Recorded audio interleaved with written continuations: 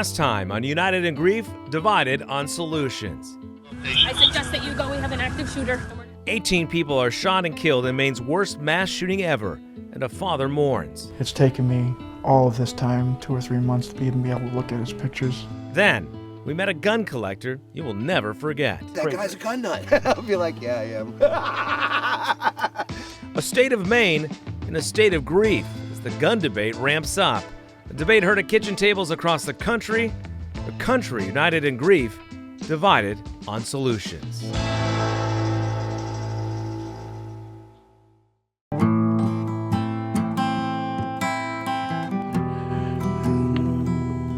In the heart of Maine, a father's song inspired by immense loss after a mass shooting. How are we to know all this day would change our lives?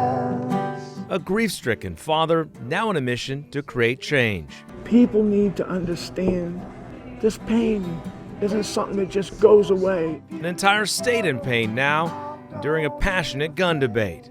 But our gun laws suck. They're not safe. I don't blame inanimate objects for perpetrating crime. I think there's going to be some pressure on background checks. Why shouldn't I have them? Why don't you trust me enough to let me have them? This story is in Maine, but this is the story and debate across America. A nation united in grief, but divided on solutions. My son was one of those 18 precious souls. Episode 2, a renewed debate. I want to show you something real quick.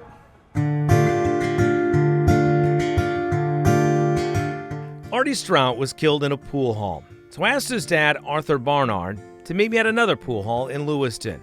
Pool was a lifelong connection between father and son. When Artie was 10, we had an apartment together. Okay, we didn't make it with his mother, and I had a pool table in my kitchen. He would come home from school and want to play pool, and I'd make him do his homework. We'd get everything done, I'd look it over,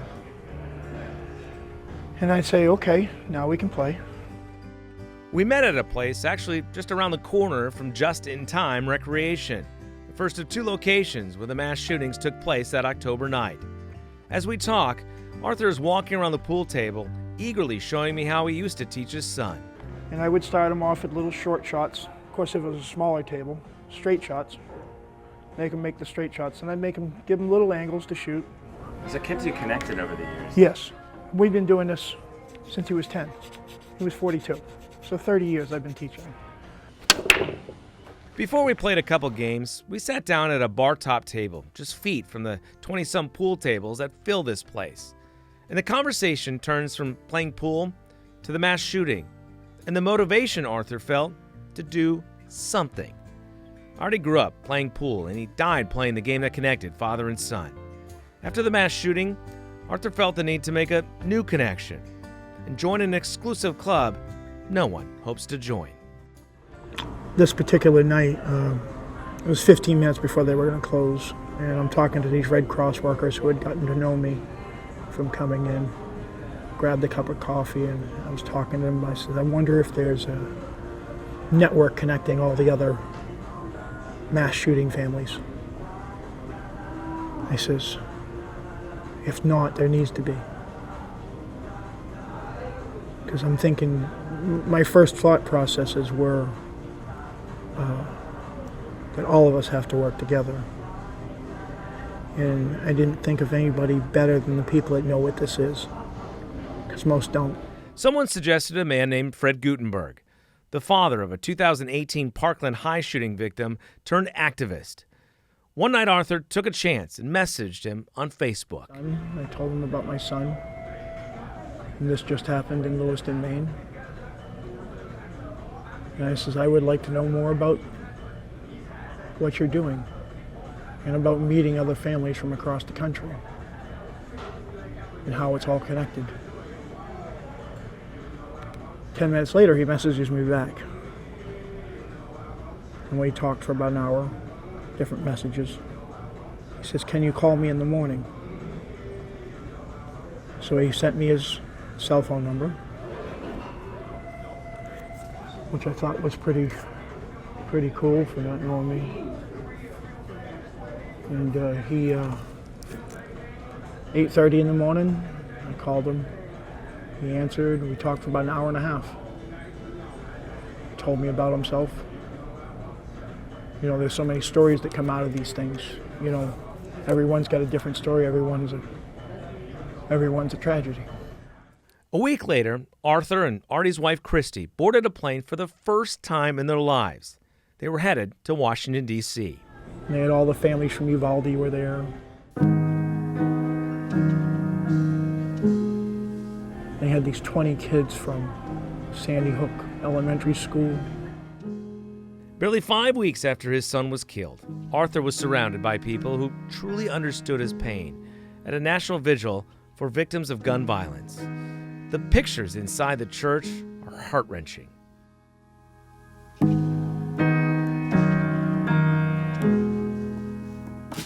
People need to understand this pain isn't something that just goes away. This isn't like losing somebody who passed away of old age or of cancer. It's always hard. Death is always hard. It's the hardest part of life, probably. But you see these people 20 years after these things happen, and the pain they're still in. So it's not just for my son. This is so much bigger than any one of these mass shootings. This is why the hell haven't people done the right thing? Why everybody talks about common sense, but everybody's afraid to enact it or to suggest it? Arthur also met with U.S. senators. He sat in the Senate gallery. There's pictures from a local newspaper of Arthur and his daughter-in-law in front of the Capitol, in the subway. He discovered a new mission in life to create change, although that seed was planted weeks earlier. Just a week after the October shootings, President Biden and the First Lady stopped in Lewiston. There's pictures of the two dressed in black, placing flowers at roadside memorials at the site of the tragedies. Jill and I have done too many of these. Jill and I are here, though, on behalf of the American people. Because regardless of our politics, this is about protecting our freedom to go to a bowling alley, a restaurant, a school, a church, without being shot and killed. According to the Gun Violence Archive that tracks mass shootings, there were 656 mass shootings in 2023, nearly double the number from 2018. A mass shooting is defined as an incident where at least 4 people are shot. Maine typically sees about 20 homicides a year, but in 2023, due to the Lewiston shooting, there were 53.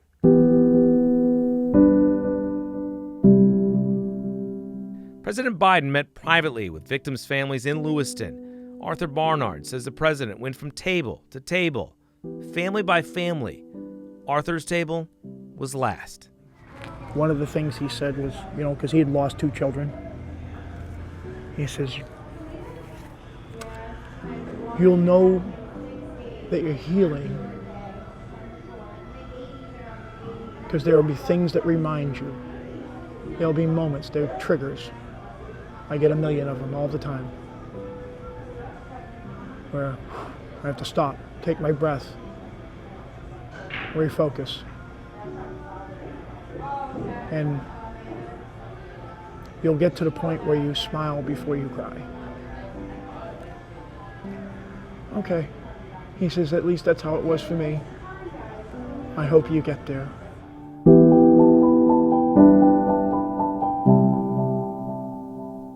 Then Arthur looked the president directly in the eyes and spoke. And I looked at him, I says, I don't know what has to be done, but things have to be done. The beginning of a new quest, just days after the end of his son's life, pushing for new laws, as one of Maine's most unique gun laws faced scrutiny.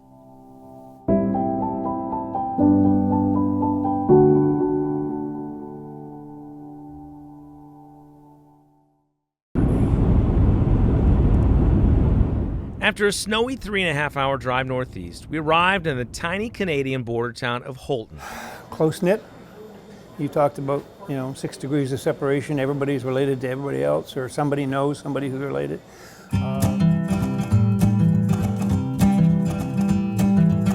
It's home to some 6,000 Mainers. It has a town square. Almost looks like it's directly from a movie set. A Canadian flag flies next to an American flag. It's also home to Mike Carpenter, former Attorney General and Democrat. We're meeting on the second floor of a local restaurant. It's one of those quaint local places where they serve food on checkered tablecloths and also sell all kinds of local goods near the door and checkout. The kind of place where you can eat and just hang out and chat.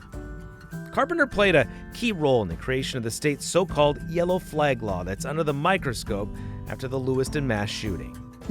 I hate the name, first of all. It's not something I ever came up with. Somebody tagged it with that, some reporter, somewhere along the way. We put it together in 19. You've probably heard about red flag laws. Broadly speaking, these laws allow people to ask a court for an order to temporarily remove guns from someone who presents an immediate risk to themselves or others. More than 20 states have red flag laws. There were several complaints about the red flag concept. You know, the angry ex-girlfriend makes the complaint, goes. I never bought into that because the court has built-in safeguards for people to come to court and lie, okay? And so I never really bought that was a valid concern, but that was one that was raised. Lack of due process for the person with the gun, that they don't have a chance to fight about it. So those were, and there are a lot of misconceptions, I think, about what a red flag. Maine has a long history of gun ownership and is known for less restrictive gun laws. Simply put, a red flag law had no chance. So in 2020, Maine passed a one-of-its-kind yellow flag law. Police must secure a mental health evaluation and consider them a threat before petitioning a court to seize the firearms. I think one of the strengths of the yellow flag law is if you're going to have to confront somebody or if you're going to have to go against somebody who may be mentally unstable with a gun, I'd rather have a trained law enforcement officer doing it than mom or dad or the ex-girlfriend. I think there's less danger there. We didn't do it to try to blunt or short circuit a red flag bill. That, as I recall, there was a red flag bill that came through the process and didn't pass. An independent commission continues to investigate, but documents and public officials paint a picture where Robert Card's wife reported his declining mental health to the sheriff's office.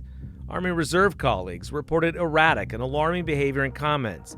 And after 2 weeks of mental health treatment, the Army Reserve in September asked the sheriff for a wellness check after he talked about shooting up places. Never were his weapons removed. In a late January hearing, sheriff's deputies defended their actions in Lewiston. I remember telling dispatch that it was not as urgent as it was originally sounded when it was given to us. When dispatch received the information, it was reported that it was time sensitive. But then once I found out that information was, in my mind's eye, over 12 hours old, it didn't meet the same urgency standard as someone in crisis right here and now that needs to be dealt with, who's half a day had gone by in my mind's eye at that point. So I did communicate that to dispatch. So 12 hours made a difference in terms of his mental health It could. condition? It could. I don't know whether it did or not. It could. But you assumed it did? I assumed that the 12 hours that had gone by didn't meet the same urgency standard as someone, help, please get here now. Versus, hey, I want to tell you about this thing that happened half a day ago or yesterday or the day before. In my training education experience, it's de-escalation. You're telling me this person's going to be agitated by the presence of a uniformed deputy? Let's do it another way. How can we get this person to the hospital? How can we get them the help they need? Treat them with the empathy at the time that they deserve while honoring their rights. He hadn't committed a crime. He was not subject to arrest. He was not subject to a search warrant for arrest. He wasn't subject to a search warrant for protective custody because there is no such thing. So our options are limited by the law, limited by policy, limited by the rules, but open-ended to the point where it's officer discretion. This led me to one question for one of the Yellow Flag Law authors, Mike Carpenter. I mean, obviously, there's so much we're going to learn, but why didn't it work in this situation? No law is any better than the people that are charged with implementing it. I think there were some misses along the way. I don't want to prejudge or condemn anybody. I'm sure there were a lot of people, a lot of law enforcement officers around the state of Maine that probably are second-guessing themselves today because of what happened in the end. In March, the Independent Commission issued an interim report. It found the sheriff's office did have cause to take Robert Card into custody and remove his guns 6 weeks before the Lewiston shootings. Mainers value independence, and the same holds true with politics, especially when it comes to guns. In episode 1, we met Rob Duhame. He's a gun collector and sportsman who lives near the coast. You know, just because you own a gun in the state of Maine doesn't identify you as a Republican. I know so many Democrats, and honestly, that was why I got into being a Second Amendment supporter, was because I realized like we had something special here in this state, because I could reach out to all sorts of people and say, hey, I want you and I to be able to sit at the table and discuss these Second Amendment rights. And there's Democrats in this state that totally will sit down at the table and discuss these gun issues with you, and even support you on most of them. You know, there's some of them that are going to lean party rules or party line, but a lot of them are going to say, no, you're right. Democrats control the state Senate and state House. Governor Mills is also a Democrat. However, put your stereotypes aside here in Maine. Here's former Attorney General and Democrat Mike Carpenter. I think there's a conservative streak that runs through there. I'm a Democrat, I'm proud of it, but conservative, moderate. Laura Whitcomb leads Gun Owners of Maine. It's a volunteer grassroots group laser-focused on defending and promoting gun rights. We met up at a gun store in the central part of the state. You're talking about gun rights. You know, you have candidates that are maybe socially liberal for most things, but because of the way that they were raised in Maine, hunting, doing a lot of target practicing, doing a lot of self-defense practice and stuff, it doesn't matter what their party affiliation is. It matters more about what their heritage is and really what the culture is. And Maine has a very strong culture of gun ownership for self-defense and for hunting, and being able to have whatever type of firearm they see fit in order to achieve those tasks. And I think that that's something that's true north to south, regardless of party. Whitcomb has been a frequent voice at the legislature, and she's quoted in several articles. But gun rights groups are often reluctant to speak to the media, particularly TV. And to be frank, it took a few days to hear back. We had a long phone conversation, and we even talked about it during our interview in Maine, about that willingness to sit down and talk with me. I think that people automatically paint gun owners in a certain light. I have a son that's the same age as the boy that died in Lewiston. I'm a mom, I'm a wife, I'm a nurse. I have a huge family. Like, just because you believe a certain way doesn't mean that you're devoid of emotion. It doesn't mean that you don't have any empathy. Any loss of life is awful. So if you have a media inquiry and you say no because you're afraid, then you risk having no opinion out there. And then if you say yes, you risk having, being misconstrued, having things cut poorly, it is a reality. There are people who, oddly enough, talk about a paradox. You have people who are wanting to take firearms away from people because they don't want people to die, that are then simultaneously calling in death threats to people who are advocating for constitutional rights. I had a similar conversation with Rob Duhame, the gun collector. Were you nervous about when I reached out to you? Absolutely. The first thing I did, like I said, I reached out to Laura and said, hey, and talked to some other people, and Jeff Zimba is a big mentor of mine, and I talked to him, and he said, hey, the final decision that I made when I said yes to you was because I realized that these doors don't open every day. I've been involved in Second Amendment rights and in being an advocate for Second Amendment rights for quite some time, and the opportunities to actually speak honestly and truthfully to a journalist about this topic, they just don't happen.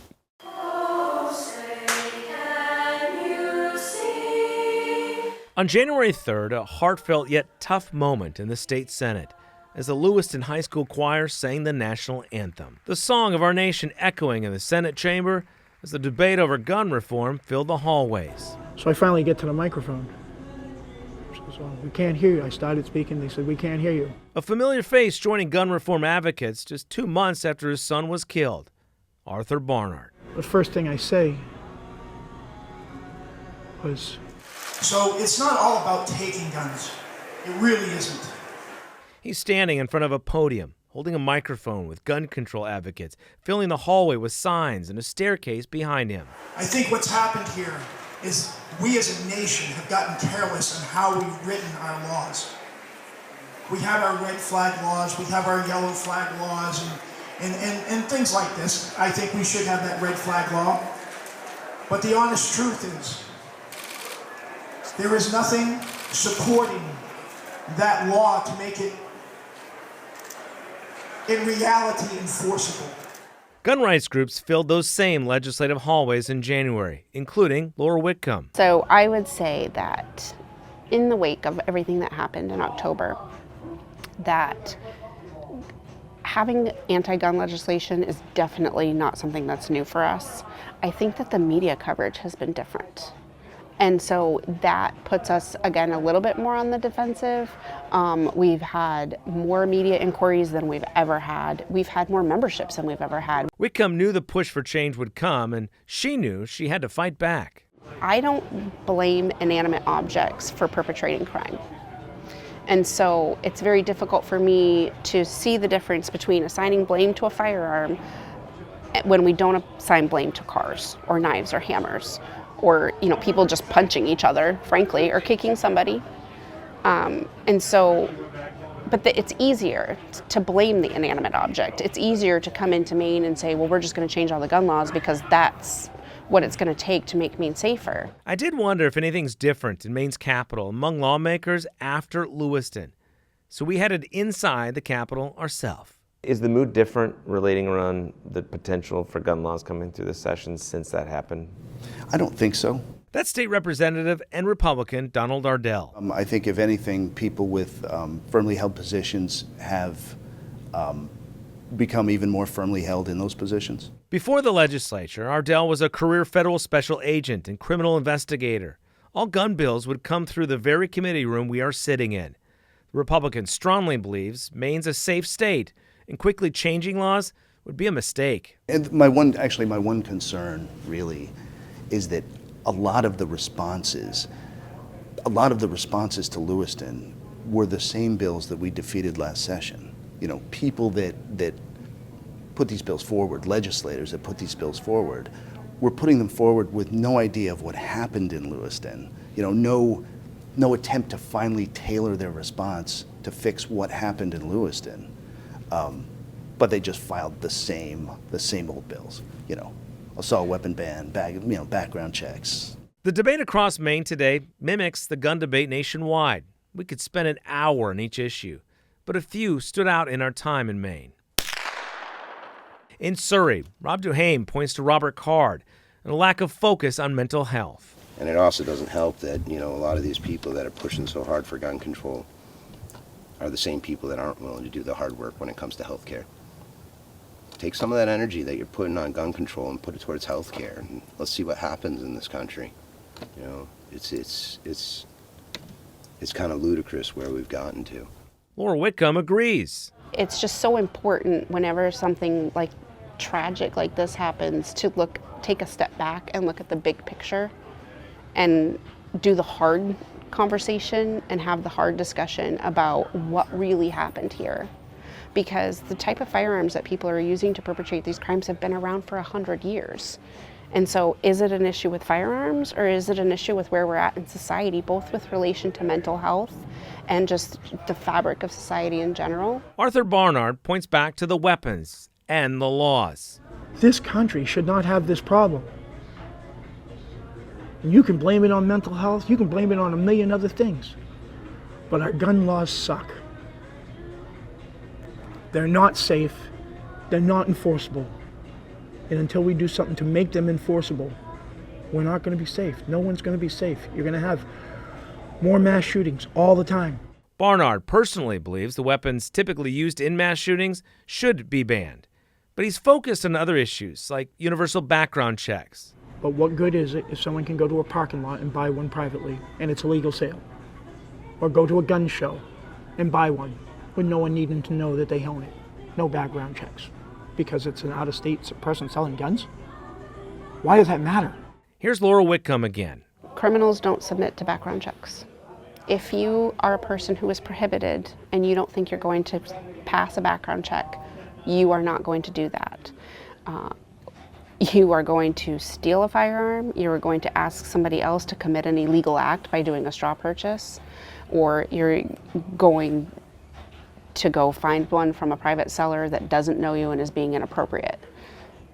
It's, again, this whole thing of criminals don't obey the law. So if we pass universal background checks, who is going to submit to that?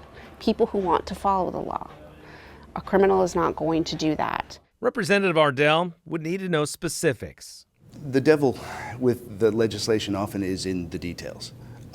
With the background check legislation, I don't oppose background checks as a concept, but as a retired law enforcement officer, I know that people who don't pass background checks don't subject themselves to them. So really what that legislation would end up doing is further inconveniencing the law-abiding from exercising their civil right to arms. In April, President Biden approved a new rule expanding background checks. It's intended to close the so-called gun show loophole. Under this new rule, anyone engaged in the business of selling a firearm for profit must register for a federal dealer's license and conduct criminal and mental health checks on buyers. A recent ATF analysis found unlicensed dealers are the biggest source of illegally trafficked firearms. The Associated Press reports some 20,000 dealers operate without licenses, meaning they're not required to conduct background checks. If the rule is upheld, it marked the biggest expansion of background checks since the 1993 Brady Bill. But two Republican senators, including North Carolina Senator Tom Tillis, have already said they will introduce a joint resolution to stop the rule. The court challenge is also likely. Beyond background checks, another huge discussion point, magazine capacity. Here's former Attorney General Mike Carpenter. I do think looking at a way to perhaps limit the capacity.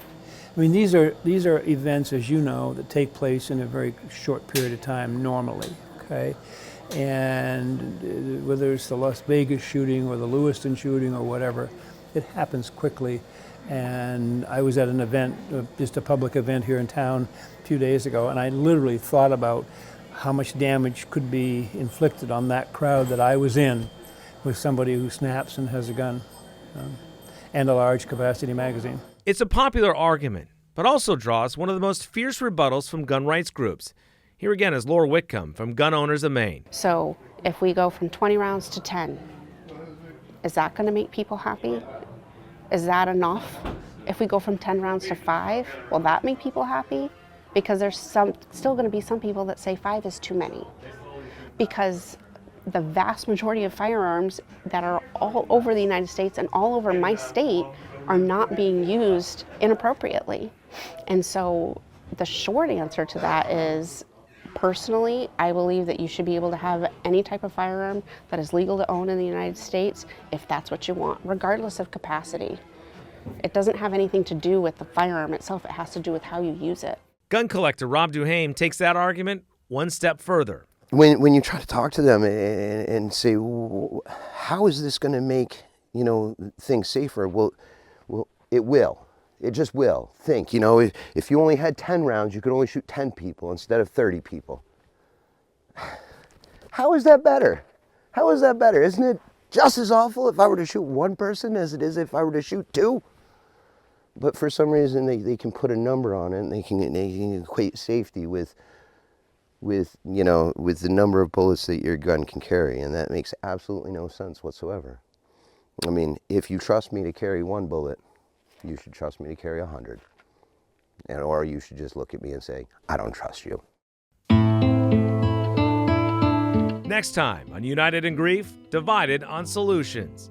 A community united and divided tries to move forward. We have politicians now who are more afraid of losing their jobs than doing the right thing. United in Grief, Divided on Solutions is a tying it together with Tim Boyum and Spectrum News at 1 production.